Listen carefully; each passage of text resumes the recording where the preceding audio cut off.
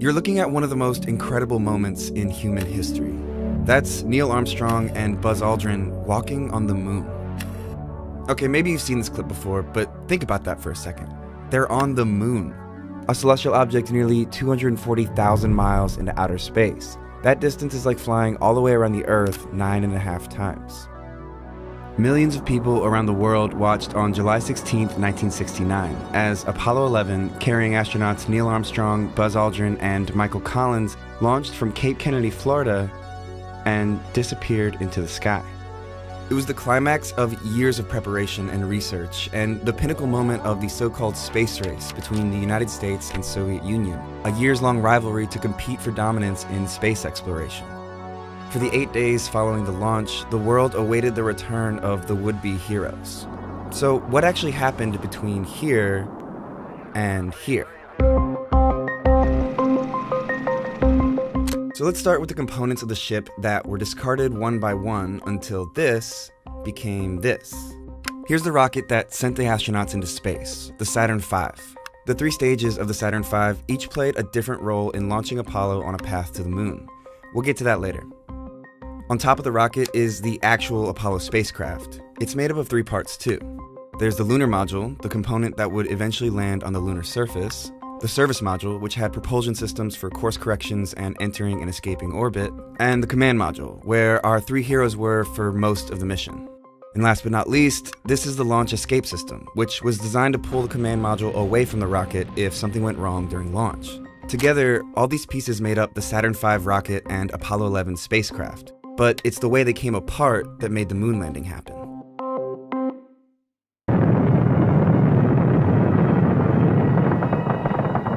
The Saturn V's first stage launched Apollo, carrying the spacecraft 42 miles above the Earth and reaching a speed of about 6,000 miles per hour. The first stage then detached, and once the Saturn V's second stage kicked in, the now needless launch escape system jettisoned too. The second stage propelled the spacecraft even farther and faster into space, and after it detached, the third stage of the rocket fired briefly to knock Apollo into a parking orbit 103 miles above the Earth's surface. Here, final checks were made, and the Saturn V fired again to set Apollo on course to the moon, in a move called the translunar injection. Once the spacecraft propelled away from Earth, the Saturn V's job was done. Now, the astronauts needed to pull off a mid-flight maneuver to reconfigure the ship so the crew could access the lunar module, which had been stored in a protective compartment during launch. To do this, the command service module detached and flipped 180 degrees, docking with the lunar module and extracting it. In the process, they ditched the third, now useless stage of the Saturn rocket. This whole high-stakes launch process only took about 3.5 hours, and this, the completed Apollo spacecraft, was the end result. For the next 3 days, Apollo coasted through space, until it finally reached its target and was pulled into orbit by the moon's gravity. This is where the crew split up. Armstrong and Aldrin transferred to the lunar module, named Eagle, and slowly descended toward the surface, while Collins continued to circle the moon in the command module, called Columbia.